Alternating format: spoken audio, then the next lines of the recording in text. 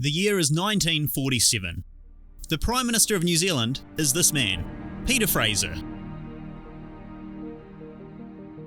He led New Zealand through World War II and helped create the United Nations. He's just won re-election for his party's fourth term. But he's got a crisis on his hands. The people of Greymouth aren't drinking beer. And if he can't get them to start drinking beer again, the entire country might collapse.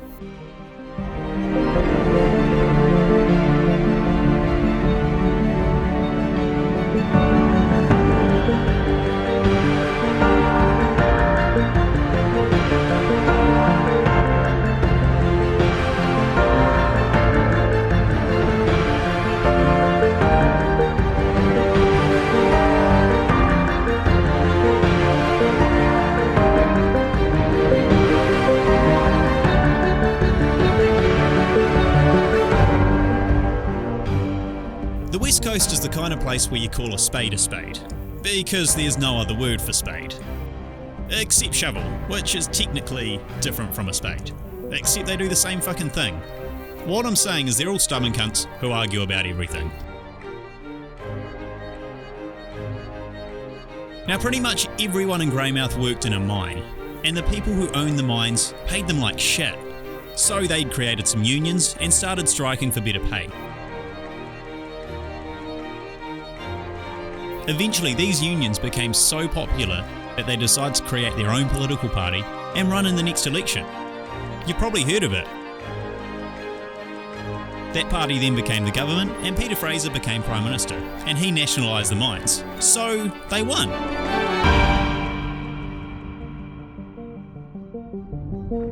The problem now is that the unions still wanted to argue about shit, but they couldn't because, well, they kind of owned the mines. This brings us to beer. Everywhere you went, beer cost 6p for a 10-ounce glass, or about 300 mils. The pub owners don't like this, so they hold this secret meeting and agree that they will all put the price up by 1 penny. At this point, I should probably point out that the price rise in today's dollars will be something like $1.70 going up to $1.95. Everything you're about to hear happened because the price of beer went up by 25 cents. This new 7p price pisses pretty much everyone in the entire town off. So the unions, who've had pretty much fuck all to do for the last couple years, jump at the chance. They call a strike. They will refuse to enter any pub which sells 7p beer. Amazingly, it actually works. The next day, every single one of the 21 pubs in Greymouth were empty. Union workers refused to enter a pub for a full 4.5 months. Remember, this is Greymouth. In the 1940s, it fucking sucked. Everything about it was awful. Alcoholism was all these guys had. Taking that away is just cruel. But they stuck to their guns because, well, they were all stubborn cunts. Now, what did all this have to do with Prime Minister Peter Fraser? Well, right in the middle of this, the local Labour MP for Westland dies. Fucking useless. Then the unions demand that Labour make it illegal to sell beer for more than 6p a glass, which Fraser's not willing to do because, well, it's a stupid idea. This pisses the unions right off and they threaten to not vote for Labour in the by-election. Again, these unions on the West Coast literally created the Labour Party. Losing here would be unthinkable for Fraser. Now, while all this is going down, the unthinkable happens. Two miners walk into a pub and buy a beer for 7p. They buy a few more. They end up actually having a really big night on the lash. Well, they show up to work the next day, of course, and immediately all the other miners get up and walk out of work. They refuse to work with anyone who drinks 7p beer. This keeps happening. After 4 months without drinking, people are starting to crack. In total, 6 mines are affected by walkouts. This gets Fraser really worried. The whole country relies on the West Coast digging up enough coal to run the trains and electricity. Because workers keep walking off the job, the country's stockpiles are getting dangerously low. This is a crisis.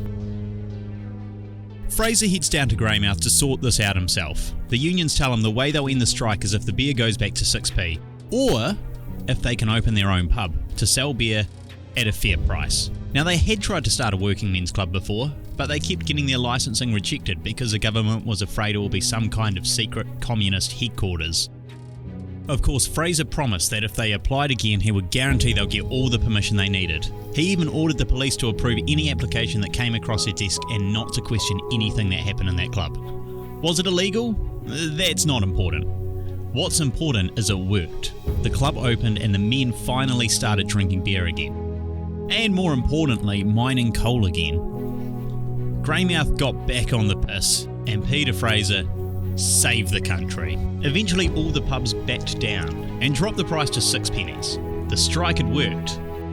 For now. What did the workers gain from this?